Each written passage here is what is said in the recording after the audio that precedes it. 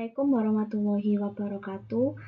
Saya Anissa Sobirina Basuki dengan NPM 006 akan mempresentasikan mengenai collaborative governance dalam mencegah stunting. Sebelumnya, saya akan menjelaskan apa itu stunting dan hubungannya dengan collaborative governance. Stunting merupakan salah satu penyakit yang diderita oleh balita hingga anak-anak sejak dalam usia kandungan, dan ini biasanya menyerang pada ibu hamil dan melahirkan anak yang terkena penyakit stunting ini. Namun, apa hubungannya dengan collaborative governance? Hubungannya adalah pemerintah mengajak kolaborasi dengan pihak swasta, akademisi, bahkan hingga masyarakat untuk penanganan stunting ini, karena pemerintah tidak bisa berdiri sendiri dan harus mengajak kolaborasi dengan pihak yang terkait atau aktor lainnya.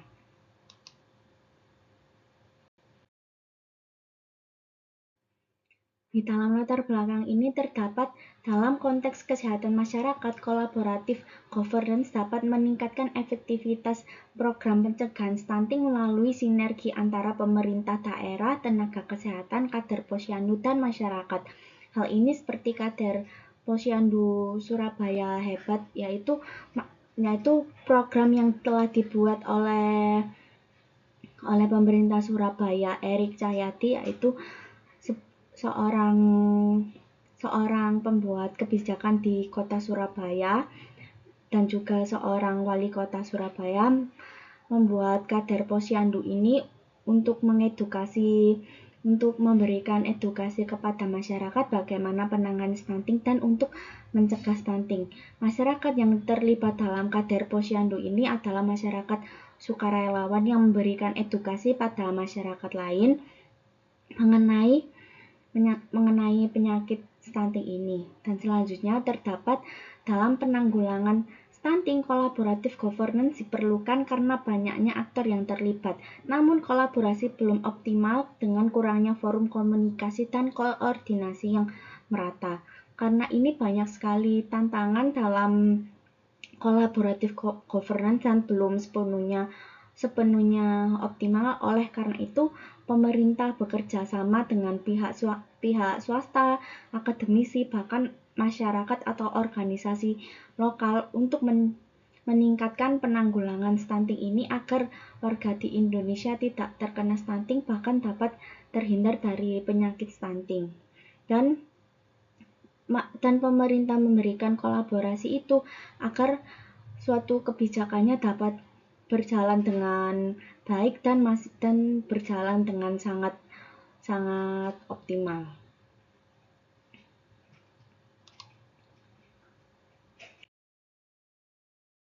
Dan selanjutnya terdapat collaborative governance, yaitu dalam perspektif administrasi publik, kolaborasi merupakan bekerja sama dengan pihak terkait untuk mencapai tujuan.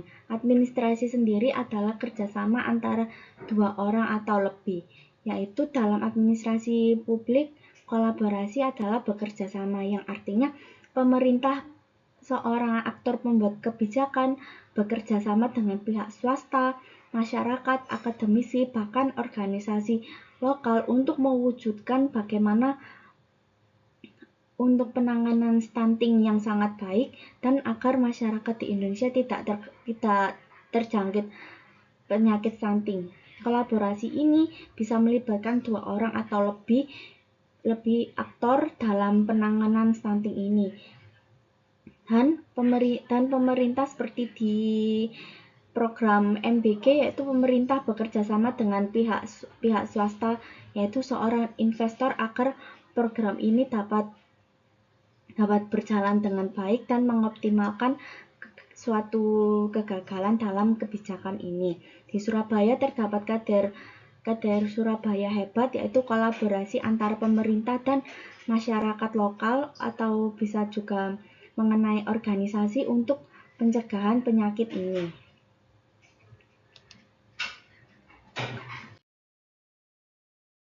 Selanjutnya, collaborative governance dalam penanggulangan stunting.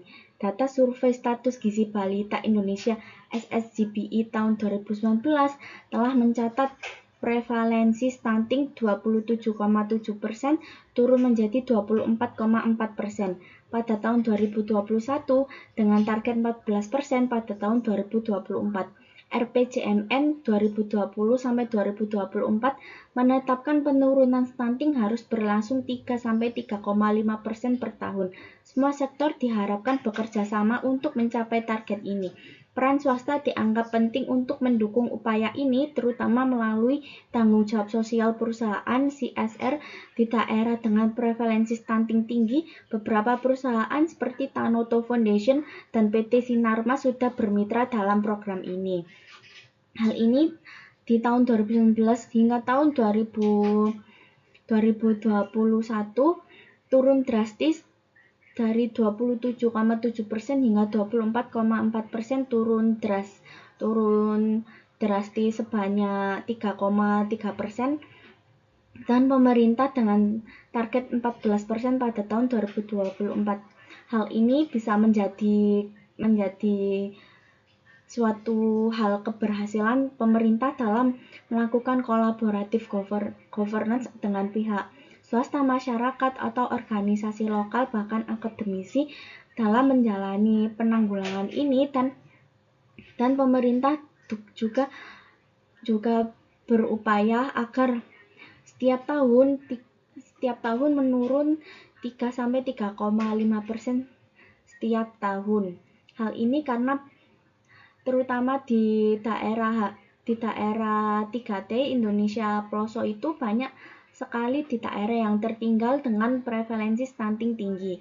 Makanya pemerintah bekerja sama dengan pihak swasta, masyarakat, bahkan akademisi untuk penanganan stunting ini.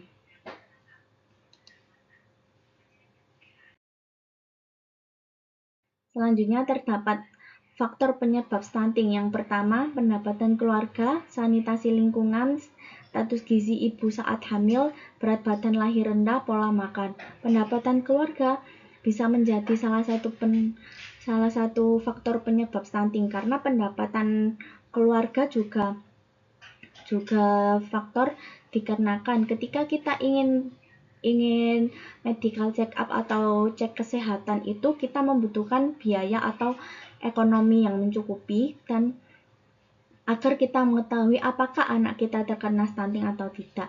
Dan jika pendapatan keluarga yang kurang, maka kita tidak bisa pergi ke dokter untuk memeriksa apakah kita terdapat penyakit stunting atau tidak. Dan kedua, sanitasi lingkungan. Dikarenakan ketika kita tinggal di lingkungan yang kurang sehat atau lingkungan yang kotor, maka banyaknya cacing atau bahkan terserangnya penyakit yang akan menyerang pada kita dan dapat menyebabkan penyakit stunting itu karena kita tinggal di lingkungan yang sangat kotor dan lingkungan yang tidak terawat. Dan selanjutnya, status gizi ibu saat hamil. Dikarenakan ketika ibu saat hamil, gizi sangat diperlukan dan sangat dipertanyakan apakah ketika ibu saat hamil memiliki gizi yang cukup atau buruk. Jika ibu hamil memiliki gizi yang buruk, maka anak rentan sekali terhadap penyakit stunting. Yang selanjutnya, berat badan lahir rendah. Hal ini juga salah satu faktor penyebab stunting dikarenakan berat badan atau kekurangan gizi anak dapat menyebabkan penyakit stunting dan berat badan yang kurang saat ibu hamil. Ketika anak lahir memiliki berat badan yang rendah, maka anak rentan sekali terjadi penyakit stunting. Oleh karena itu, kembali lagi, gizi ibu hamil sangat dipertanyakan dan sangat diperlukan agar berat badan anak maksimal dan anak sehat saat lahir. Yang terakhir, terdapat pola makan. Ketika kita memiliki pola makan yang tidak sehat atau pola makan yang buruk, maka rentan sekali terjadi penyakit stunting itu. Oleh karena itu, pola makan saat ibu hamil juga sangat dipertanyakan, ataukah makanan tersebut bergizi atau tidak. Jika tidak bergizi, maka rentan sekali terhadap penyakit stunting.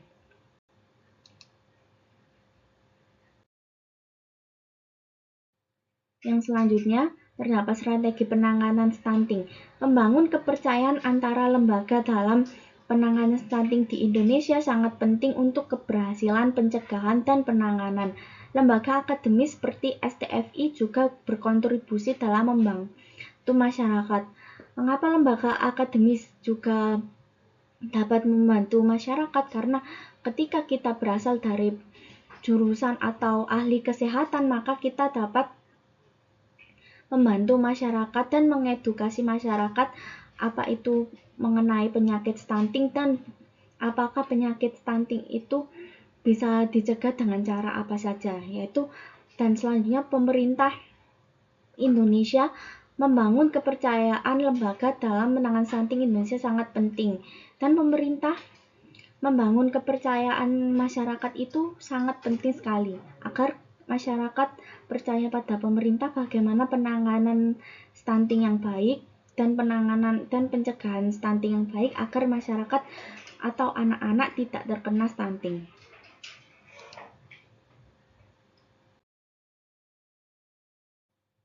Yang selanjutnya terdapat konsep penanggulangan stunting. Penanggulangan stunting adalah usaha terencana dan sistematis untuk mencegah dan mengurangi masalah gagal tumbuh pada anak karena kekurangan gizi terutama dalam 1000 hari pertama kehidupan.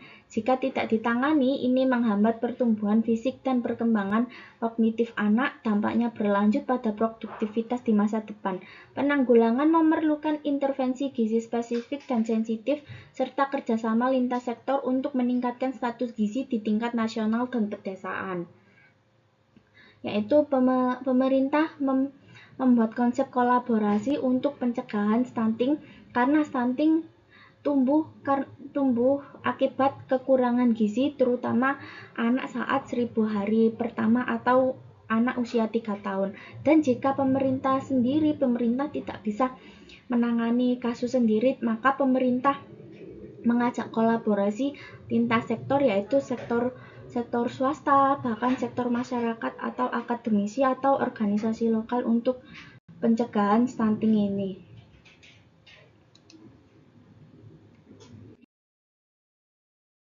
Selanjutnya, proses kolaboratif governance dalam penanggulangan stunting. Proses kolaborasi dalam isu stunting adalah mekanisme yang melibatkan pemerintah, tenaga kesehatan, masyarakat, dan organisasi lokal untuk mengurangi stunting. Karena stunting memiliki banyak aspek, penanganannya tidak bisa dilakukan oleh satu lembaga saja. Melalui kolaborasi, berbagai pihak dapat bekerja sama dalam merumuskan strategi dan mengawasi hasil, menciptakan kebijakan yang partisipatif dan responsif. Karena yaitu pemerintah tidak bisa berdiri sendiri dan pemerintah memerlukan kolaborasi kerjasama lintas sektor agar penanggulangan stunting ini sangat optimal dan bekerja dengan baik. Seperti MBG, pemerintah bekerja sama dengan pihak swasta sebagai investor agar program ini berjalan dengan baik dan sesuai dengan rencana sebelumnya.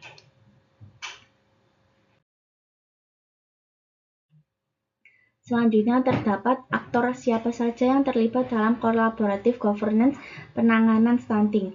Yang pertama terdapat pemerintah, masyarakat, akademisi, bahkan swasta. Pemerintah membuat suatu kebijakan mengenai penanganan stunting dan apa saja yang harus ada dalam penanggulangan stunting ini. Selanjutnya pemerintah bekerja sama dengan masyarakat dan masyarakat bekerja sama dengan akademisi dan bekerja sama dengan swasta, yaitu masyarakat seperti di Surabaya, Kader Surabaya Hebat, yaitu masyarakat memberikan edukasi mengenai pencegahan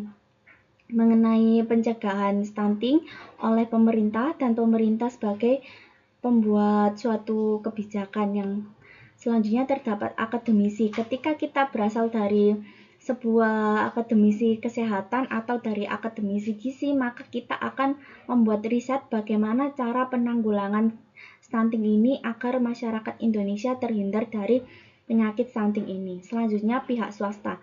Swasta bekerja sama dengan pemerintah, masyarakat, akademisi seperti di MBG, yaitu sebuah investor yaitu sebuah investor memberikan investasinya pada pemerintah untuk penanggulangan stunting ini melalui program makan bergizi gratis, maka swasta memberikan investor agar program berjalan dengan optimal.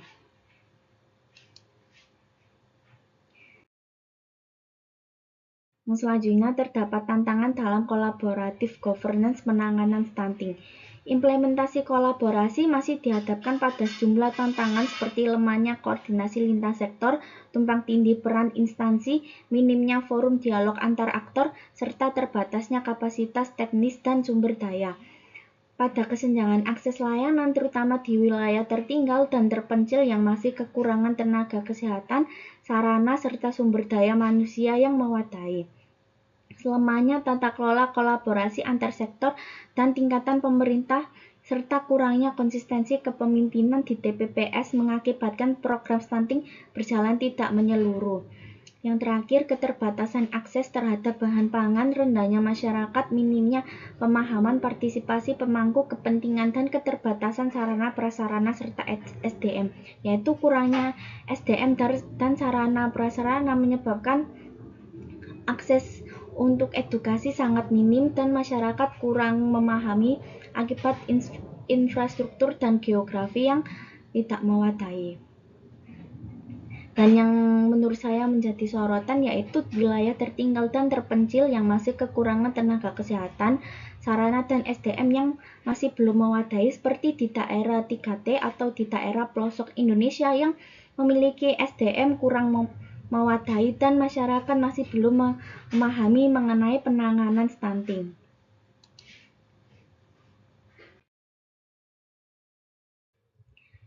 Demikian presentasi dari saya. Bila ada salah mohon dimaafkan. Wassalamualaikum warahmatullahi wabarakatuh.